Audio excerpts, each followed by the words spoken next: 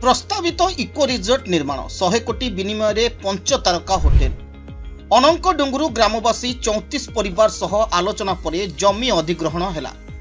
मोहना थाना अंतर्गत अनक डुंगुरु गाँ निकटरे थिबा विवादीय सरकारी जमी ग्रामवासी आलोचना परे जमी अधिग्रहण होईछि। किछि दिन हैला अनंक डुंगुरु मौजारे थिबा खाता नंबर 11 प्लॉट नंबर 54/240 रे थिबा 12 एकर 27 सेंट सरकारी जमी रहिछि। सेही सरकारी जमी को इडोको को 9 एकर 37 सेंट दिया जाइछि। सेठी इको रिजोर्ट निर्माण हेबो। जिल्लार मुख्य पर्यटन क्षेत्र तथा एशिया महादेशर द्वितीय बृहत जिरांग बौद्ध मंदिर चंद्रगिरी ठारे रहिछि। एही मंदिरर सम्मुखरे थिबा सरकारी जमी रे 100 कोटी टंका विनिमय रे 5 तारका होटेल निर्माण करा जिबा नै राज्य सरकार निष्पत्ति नैछंती।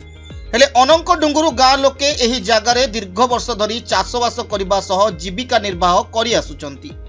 जाहाकु नै गाँ रे थिबा 34 परिवार जमी अधिग्रहण को नै विरोध करि आसुथिले।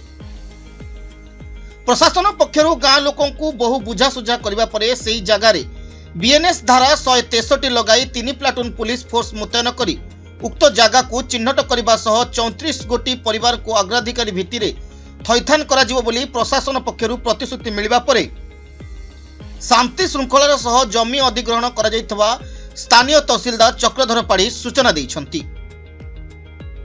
Bureau report Narad news Odia.